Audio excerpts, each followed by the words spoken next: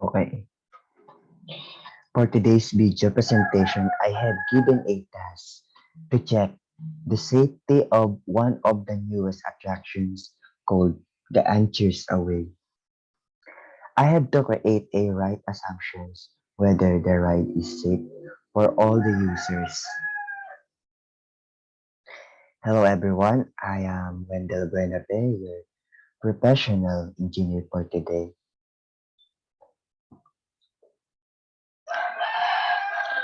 Performance test scenario. You are a safety engineer in a local amusement park in Naga City. Your main task is to check the safety of the one of the newest attractions called Anchor Away. You are to compute its speed, load capacity, and mechanical energy as a way to assure the manager that your decisions are reasonable. You back up your claims with scientific evidence by showing the mathematical computation of force, work, energy, and power involved in the said ride. And this is the given radius from pivot to bottom of the boat. This is the support that is attached to the middle of the boat, 14 meters. Weight, 910 kilograms. Maximum angle is 70 degrees. Maximum speed is 20 meter per second. Average power is 130 kilowatts. And maximum number of person is 50. And weight from the ground to the pivot point, 20 meters. Minimum height requirement rider is 50 inches, 132 cm. Guess is 48 inches and 122 cm to below 52 inches, 132 cm must be accompanied by a chaperone. As the safety engineer, do you think the ride is safe to all age, brackets or not, justify? Yes, the ride is safe, but not for everyone, like ages 8 and above 70.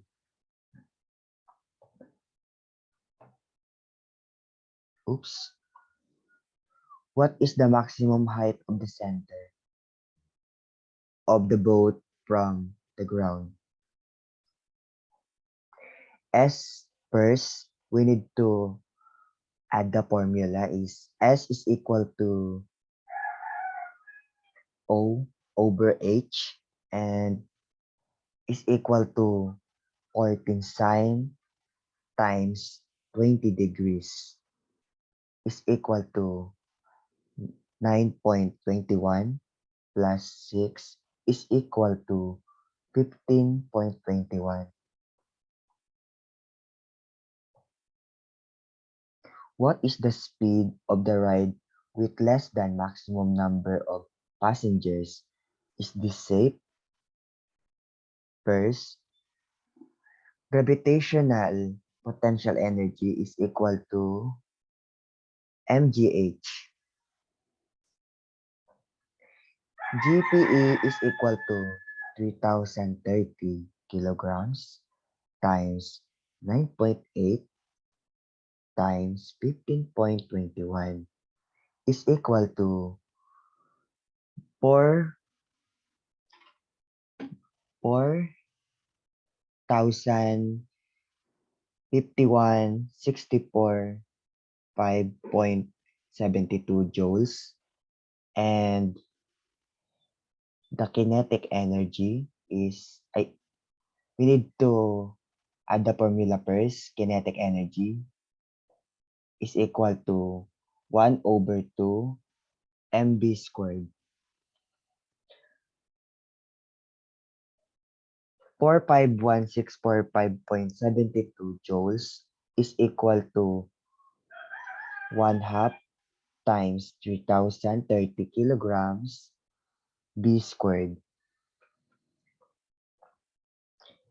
And 451,645.72 joules over 1,515 is equal to 1,015 B squared and 1,015 squared.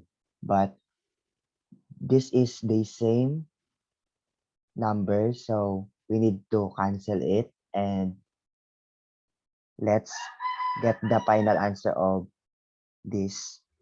So the answer of this is the square root of 268.12 is equal to the square root of B squared.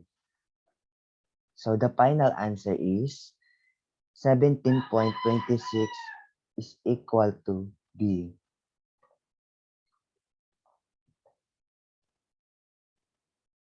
What is the speed of the ride with the maximum number of passengers?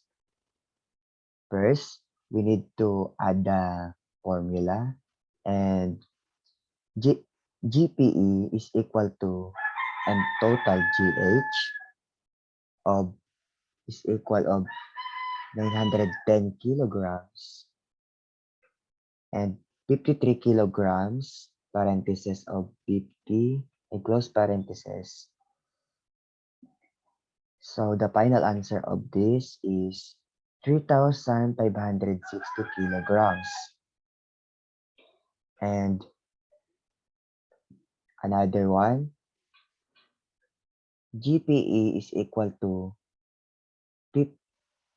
no. The final answer is GPE is equal to 530646.48 joules per GPE. Okay. And we need to add the formula first of kinetic energy. So KE is equal 1 half mv squared. So 530646.48 joules is equal to 1 half and times 3,560 kilograms B squared and 530646.48 joules over 17 over 1,780 equal 1,780 B squared and over 107 over 1,780. So first, I did not add the cancel, but we need to cancel 1,780 and 1,780 down. So we need to cancel this, cancel, and after we get the result of this, we need to square it of 298.12 is equal to square root of B squared. So the final answer is 17.27 is equal to D.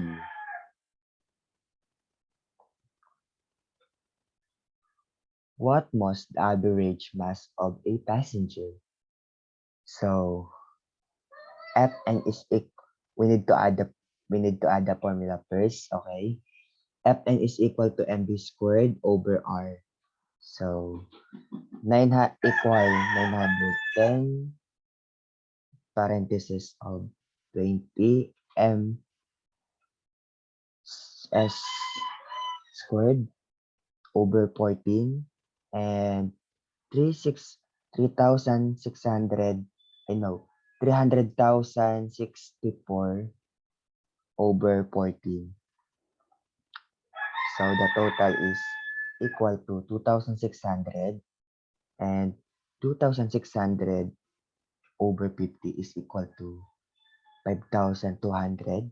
So 520 divided 9.8 ms squared is equal to 53.06 kilograms. What is the maximum PEF When the ship is at its highest point in the ride, what is the total mean? First, we need to find the PE. So we need to add the formula. So PE is equal to mgh. And we need to convert the mgh into numbers. So is equal to 910 kilograms times 9.8 meter per second and square root times 15.21 m. So the total or the final answer of PE is equal to 135,642.78 joules. So to find the total of me, so we need to compute this and we need to add the formula first. So me is equal to mb squared over 2 plus mgh. So me is equal to 190 kilograms times 20 ms squared plus 135,642.78 joules. So we need the answer is we need to compute this first. We need to times it, and the answer is 182,000 joules plus 135,642.78 joules. We need and we add this, and the final answer is mechanical energy is equal to 37 and oh, mechanical energy is equal to 317.642.78. I no, this is not point, but 300,000 317,642.78 joules is the final answer. And for the lastly, the recommendation is what safety regulations must be implemented to ensure the safety of all users. First, the number of passengers. Second, safety gears. And lastly, maintenance. So, number two, what adjustments or modifications would you do to ensure the safety of the riders? Strictly follow the height that is needed to run. That's all. Thank you.